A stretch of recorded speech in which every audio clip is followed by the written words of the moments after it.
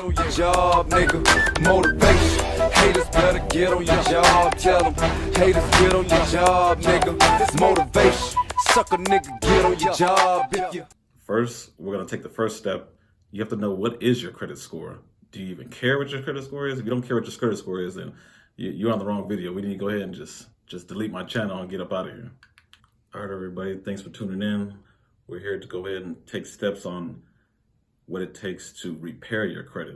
I'll make another video stating on how to build your credit from once you don't have anything, or you don't have any credit at all, or you have nothing established. I'll drop that on another video. But first, we're going to start with people. I already know what it's like to be in a bind and you can't get anything. We have regular furniture apps that people want to get a couch or get their car repaired, or something like Progressive or Snap, and I see people not even getting approved for it. So made me get the idea to go ahead and just make this video. Now, once we find out what's late, all you have to do is just focus on what you can pay. If you make $1,400 a month and you can spare $300 throughout the month, everybody's income is different. We understand, but credit is very important. It's going to help you get out of the hole once you get established.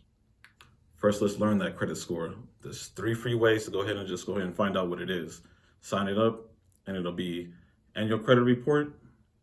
Free, sign up, get all details and everything. Not so much detail like Experian and TransUnion would, but they'll still give you some information to let you know where you're starting and where you're at. Second website is going to be Credit Karma. They're very, very easy. Most commonly you see commercials everywhere, so that'll be really easy to find. The third one will be Credit Sesame. They're a new company. I highly recommend them. I just probably started using them a couple years ago, keeping track of mine, but I use all 3 all the time. If you can't pay for Experian, I actually have it on one of my debit cards that comes out every month. It's about $29, but it's worth it. That way, that's the main money loan credit bureau that lets you know that what you're going to be able to use and what not going to be able to use, if they let you lend or not. Now, once we find out what's late, all you have to do is just focus on what you can pay. If you make $1,400 a month and you can spare $300 throughout the month, everybody's income is different. We understand, but credit is very important. It's going to help you get out of the hole once you get established. First, let's start off with what's late. 30 days late, 60 days late, 90 days late really, really hurts your credit. So bit by bit, you want to find out what is doable that you can pay to get back on track. Say if something is behind $250, like I said, you have $300 spared left over. Say $50 per check can go to, that's 2 payments a month if you get paid bi-weekly. And then that's $100 a month. In 3 months, you should be able to catch up on that payment and get out of the hole. When it comes to collections, you want to find out how long it's been. You have anything that's close to 6 to 7 years, more likely you probably just don't want to bother with it and fix the other stuff that's already late. Anything that's only 2 or 3 years, you want to negotiate with them, give them a call and find out, see what it is that is on your credit. And the next step that will follow up after that is going to be disputing it, because you might be able to get it off your credit without even having to fight with them. First, let's start off with managing your money. The way you manage your money is the way you're going to be able to get out of the hole. So just because you have $400 doesn't mean blow it every week because you're already in the hole with just bad credit and you just don't care anymore. You have to be able to fix that and get back on your feet. So let's focus on your income, break everything down to where that extra $300-400 a month, let's spare $100 to start paying debt. $300, just go ahead and keep it with your regular expenses, whatever it is you do. Minimize some stuff, drinking, outing with the friends, traveling with gas. Let's minimize that down because this credit is important. It's going to get you way, way out of your own way, because you having bad credit is just bad credit with low income. It just goes nowhere. You can't get anything. You won't be able to get out of the hole. You'll stay where you're at. You always will. Whenever you're paying your late payments and you have cards that are 30 days, 60 days late already over, and the minimum payment is went from 25 to 57, make that bigger payment at 57 and get it down first. And then once you get back on track, make sure you always paying, if it's minimum 25, at least pay 30. All that, it adds up over time. It's only $5, but it adds up over time and it builds down and it cuts the interest down on your card. Whenever you're paying your late payments and you have cards that are 30 days, 60 days late already over, and the minimum payment is went from 25 to 57, make that bigger payment at 57 and get it down first. And then once you get back on track, make sure you always paying, if it's minimum 25, at least pay 30. All that, it adds up over time. It's only $5, but it adds up over time and it builds down and it cuts the interest down on your card. When it comes to collections, you want to find out how long it's been. You have anything that's close to 6 to 7 years, more likely you probably just don't want to bother with it and fix the other stuff that's already late. Anything that's only 2 or 3 years, you want to negotiate with them, give them a call and find out, see what it is that is on your credit. And the next step that will follow up after that is going to be disputing it, because you might be able to get it off your credit without even having to fight with them. Step 4, what we'll do is look at the collections and see what can be filed off. So if I say if you have anything between 1 to 3 years, say you have a debt for an apartment you didn't pay, and you owe about 1 month's rent, you're on there about $1,200. What you want to do is get on all 3 credit bureaus, and whoever's holding that debt on your name in that credit report, what you want to do is go ahead and just file a dispute and claim that the amount isn't real, that you didn't file for the report. I mean, you'd actually, and if you find a collection that's within range, say you owe $800 and it's been a year or two, call them.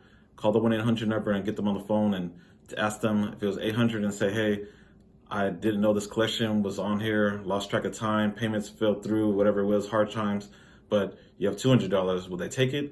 They'll negotiate. Always negotiate before you file that dispute, because they might be able to pay it off. That way it looks better on your credit that's paid off versus having to wait for 7 years for it to fall off your credit, or file the dispute and it's 50-50 chance, because if it doesn't fall off your credit, they refile and it goes another 7 years to stay on your credit again. So like I said, it's 50-50 chance. So once you find out what's in collection within 1 to 3 years, what you want to do is go ahead and file a dispute on that claim. That way you can be able to find out whether the company will let it go or not. You want to file that with all 3 of the credit bureaus. You want to go with Annual Credit Report, Credit Karma, Sesame, get on TransUnion directly themselves, Experian if you can pay for it and get on there. File a dispute with every single credit bureau, so that way it's all alerted on all 3 all the way around, so that way you have higher chances of it falling off. Filing a dispute puts you in a 50-50 chance of getting it to fall off. All they could do is say no. So for you to take your time, which is only 10 minutes to be able to get it done and file it, you should file it, because all they can say is no. And if you get a yes, then hey, the score goes back up and then you're back on track. And if you find a collection that's within range, say you owe $800 and it's been a year or two, call them. Call the 1-800 number and get them on the phone and to ask them if it was 800 and say, hey, I didn't know this collection was on here, lost track of time, payments fell through, whatever it was, hard times, but you have $200. Will they take it? They'll negotiate. Always negotiate before you file that dispute, because they might be able to pay it off. That way it looks better on your credit that's paid off versus having to wait for 7 years for it to fall off your credit, or file the dispute and it's 50-50 chance, because if it doesn't fall off your credit, they refile and it goes another 7 years to stay on your credit again. So like I said, it's 50-50 chance. And the final secret that everybody's waiting for, there's actually a credit dispute letter that you can file once everybody says no or doesn't say yes, and the credit that sticks in your collections that sticks there. I'll have the link below in the description of a template that you fill out.